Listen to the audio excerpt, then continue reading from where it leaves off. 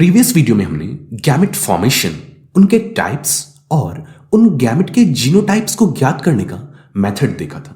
Last में आपको एक एग्जांपल मैंने दिया था, वो था capital A, capital B, small B. इस जीनोटाइप वाले एक ऑर्गेनिज्म की बात की थी हमने, और यहां जो गैमेट का फॉर्मेशन होगा वो कितने टाइप का होगा वो देखा था, और कौन कौन से गैमेट्स बनेंगे वो भी देखा था।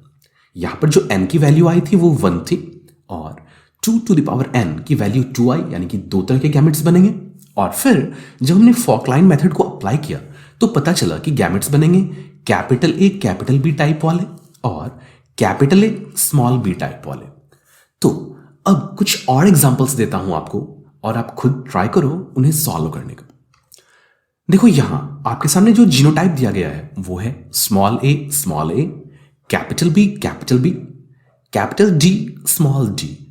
आप सॉल्व करो कि यहां पर कितने तरह के गैमेट्स बनेंगे और उन गैमेट का जीनोटाइप जो होगा वो क्या होगा। वीडियो को पॉज करो और सॉल्व करने की कोशिश करो। आई होप आप सबने कोशिश की होगी। चलो मैं भी कोशिश करता हूं। यहां पर जो n की वैल्यू है सबसे पहले वो पता कर लेते हैं।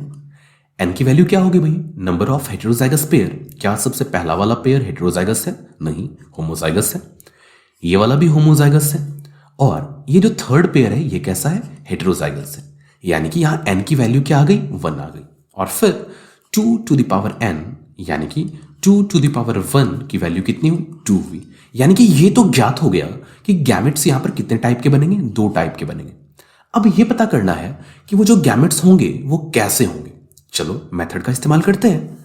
सबसे पहले जो पेयर है ये कैसा है भाई? होमोजाइगस है। तो सबसे पहले एक स्ट्रेट लाइन, यहां पर कौन सा एलील है भाई? बस एक ही तरह का है, स्मॉल ए।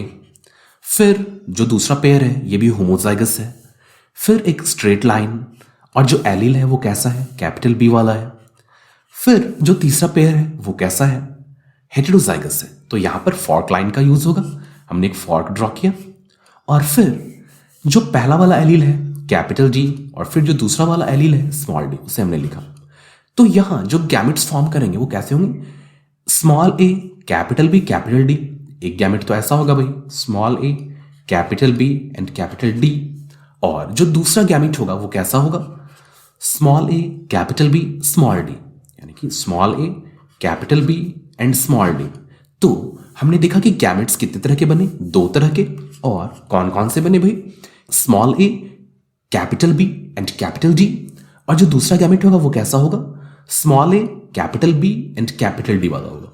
तो इस तरीके से हम इस मेथड का यूज कर सकते हैं अलग अलग क्वेश्चन को सॉल्व करने के लिए। चलो एक क्वेश्चन देता हूं आपको जो कि एग्जाम में काफी बार पूछा गया है, इससे रिलेटेड क्वेश्चंस काफी बार आए हुए हैं। देखो ये जो क्वेश्चन है क्या कह रहा है? A plant with genotype capital R, capital D, small D, capital E, small E produces gametes. Find out the probability of gametes which contain capital R, capital G, capital E genotype. चलो देखते हैं कि इस plant में कितने सारे gamete बनेंगे और फिर इस वाले गैमेट की प्रोबेबिलिटी ज्ञात करेंगे। देखते हैं तो क्या दिया हुआ भाई? Genotype capital R, capital D, small जी, कैपिटल ई, स्मॉल ई। तो यहां n की वैल्यू क्या होगी? हेटेरोजाइगस पेयर 2 होंगे यहां पर, ये वाला और ये वाला। तो n की वैल्यू हो गई 2। फिर 2 to the power n कितना हो गया भाई? 2 to the power n, यानी कि 2 to the power 2, यानी 2 स्क्वायर, यानी क्या हो गया? 4। यानी कि यहां पर गैमेट्स 4 तरह के बनेंगे। चलो फॉर्क लाइन लगाते हैं, कौन कौन से गैमेट बनेंगे यहां पर। सबसे पहला जो पेयर है वो कैसा है? होमोजाइगस है। तो एक स्ट्रेट लाइन खींचा हमने, एलील लिखा हमने, कौन सा भाई? Capital are. फिर दूसरा जो पेयर है वो कैसा है? हेटेरोजाइगस है। तो हमने एक फॉर्क लाइन लगा दिया। एलील्स कौन कौन से हैं भाई? Capital D and small D. फिर जो तीसरा पेयर है वो भी कैसा है भाई? हेटेरोजाइगस है। तो हमने फिर फॉर्क लाइन का यूज किया, और जो एलील्स हैं वो कैसे कैसे हैं? Capital E, small E, capital E, small E. अब देखते हैं जो गैमेट्स बने वो कौन कौन से बने? Capital R, capital D, capital E. जो दूसरा गैमेट बना वो कैसा है? Capital R, capital D, small E, capital R, capital D and small E. जो तीसरा गैमेट बनेगा वो कैसा होगा? Capital R, small D and capital E, यानी कि capital R, small D and capital E. और जो चौथा गैमेट होगा वो होगा capital R, small D and small E. अब जो क्वेश्चन है वो पूछ रहा है कि capital R, capital D and capital ई इस टाइप वाले गैमेट के आने की प्रोबेबिलिटी कितनी है? तो यहां पर टोटल कितने गैमेट्स बने? 4 गैमेट्स बने, और उनमें सिर्फ एक ही गैमेट ऐसा है जो कि इस डिजायर्ड टाइप का, यानी कि capital R, capital D and capital ई वाला है। यानी कि 4 गैमेट में एक गैमेट ऐसा है, तो इसकी प्रोबेबिलिटी जो हुई वो कैसी हो गई भाई? 1/4 हो गई। यानी कि आप कह सकते हो कि 25% प्रोबेबिलिटी है इस तरह के गैमेट के आने की। आई होप आपको यह क्वेश्चन समझ में आ गया होगा। चलो एक और क्वेश्चन देखते हैं। आपके सामने क्वेश्चन दिया गया है, a plant with genotype capital R, small are, capital T, small T, capital G, small ji, capital F produces gametes. Find out the probability of gametes which contain the following genotypes. तो यहां पर थोड़ा सा बड़ा कर दिया गया भाई, यहां पर टेट्रा हाइब्रिड हो गया क्योंकि यहां पर 4 कैरेक्टर्स को एक साथ आपके सामने रखा गया है। चलो देखते हैं, लेकिन यहां अगर आप फॉर्क लाइन ड्रॉ करोगे तो काफी ज्यादा, बहुत ज्यादा वास्ट हो जाएगा और समय भी ज्यादा लग जाएगा। तो यहां पर कुछ डिफरेंट तरीका यूज करते हैं। देखो जो सबसे पहला है ए नंबर का, यहां पर क्या है भाई? Capital R, capital T, small G और फिर कैपिटल एफ। ये वाला ढूंढना है कि ये गैमेट कितना आ सकता है, प्रोबेबिलिटी क्या है। तो हमारे पास जो जीनोटाइप दिया गया है वो है capital R, small are, capital T, small T, capital G, small ji, capital F. देखो जो कैपिटल आर, स्मॉल आर है, इसमें से कैपिटल आर के आने की प्रोबेबिलिटी कितनी होगी? ये देखो कैपिटल आर एक है, स्मॉल आर एक है, और हम ढूंढ रहे हैं किसको? कैपिटल आर को। यानी कि हाफ चांस है, 1/2 चांस है किसके आने का? कैपिटल आर के आने का। तो यहां हम डायरेक्टली लिख देंगे क्या? 1/2। फिर कैपिटल टी के आने का कितना चांस है इन दोनों में से? यहां भी देखो एक कैपिटल टी है और दूसरा स्मॉल टी है, तो इन दोनों में से कैपिटल टी के आने का चांस भी क्या है? हाफ है, बिकॉज दो में से एक को चुन रहे हैं हम। फिर स्मॉल जी के आने का चांस भी यहां पर क्या है? हाफ है, यानी कि 1/2 है। और कैपिटल एफ में से कैपिटल एफ के आने का कितना चांस है? 100% है, बिकॉज यहां तो स्मॉल एफ है ही नहीं। तो यहां से कैपिटल एफ के आने का चांस कितना है? 1 है, बिकॉज यहां कोई दूसरा तो है ही नहीं। अब हम क्या करेंगे? इन सबको मल्टीप्लाई कर देंगे। कितना हो गया भाई? 1/2 इंटू 1/2 इंटू 1/2 इंटू 1, यानी कि हो गया कितना? 2 दूना 4 दूना 8, यानी कि 1/8। कहने का मतलब जो डिजायर्ड जीनोटाइप वाला गैमेट है, capital R, capital T, small G, small F, इसके आने की प्रोबेबिलिटी कितनी हुई? 1/8। चलो दूसरा वाला जो है बी नंबर, उसे सॉल्व करते हैं। बी नंबर में आपसे कहा गया है small R, small T, small G, small F, इस वाले जीनोटाइप के गैमेट के आने की प्रोबेबिलिटी क्या है? फिर से हम लिखेंगे जो दिया हुआ जीनोटाइप है वो क्या है? Capital R, small are, capital T, small T, capital G, small ji, capital F. यहां पर स्मॉल आर के आने का चांस क्या है? 1/2। यहां पर स्मॉल टी के आने का चांस क्या है? क्या है भाई? 1/2। स्मॉल जी के आने का चांस क्या है? 1/2। और देखो ये कैपिटल एफ जो है, इसमें से स्मॉल एफ के आने का क्या चांस है? बिल्कुल भी नहीं है, क्योंकि यहां पर जो प्रेजेंट जीनोटाइप है वो है कैपिटल एफ। दोनों एलिल्स कैपिटल एफ वाले हैं और हम ढूंढ रहे हैं इनमें स्मॉल एफ, तो क्या मिलेगा? नहीं मिलेगा। तो यहां पर क्या हो गया भाई? 0। तो अगर हम मल्टीप्लाई करते हैं इन सबको 1/2 इंटू 1/2 इंटू 1/2 इंटू 0, तो फाइनली क्या रिजल्ट आया? 0। कहने का मतलब इस वाले गैमेट के आने की प्रोबेबिलिटी क्या है? 0 है, क्योंकि इस प्लांट के पास तो स्मॉल एफ वाला एलील है ही नहीं। आई होप आपको यह समझ में आ गया होगा। चलो तीसरा देखते हैं, नंबर सी। क्या है यहां पर? Small are, capital T, capital G, capital F, ये वाला गैमेट आने का चांस कितना है? फिर से लिखते हैं, दिया गया genotype capital R, small are, capital T, small T, capital G, small ji, capital F, और हम ढूंढ किसे रहे हैं? इस वाले को। चलो देखते हैं कितनी प्रोबेबिलिटी। यहां पर कैपिटल आर, स्मॉल आर में से स्मॉल आर आने का चांस कितना है? 1/2। फिर कैपिटल टी स्मॉल टी में से कैपिटल टी आने का चांस कितना है? 1/2। कैपिटल जी स्मॉल जी में से कैपिटल जी के आने का चांस कितना है? 1/2। और कैपिटल एफ में से कैपिटल एफ के आने का चांस कितना है? 1, क्योंकि यहां तो स्मॉल एफ है ही नहीं। तो इन सबको मल्टीप्लाई करेंगे और फिर जो आंसर आएगा वो क्या होगा? 1/8। यानी कि इस वाले जीनोटाइप का जो गैमेट होगा उसके आने की प्रोबेबिलिटी क्या है? 1/8। तो इस तरीके से हम ऐसे क्वेश्चंस को काफी इजीली सॉल्व कर सकते हैं। चलो देखते हैं नेक्स्ट क्वेश्चन।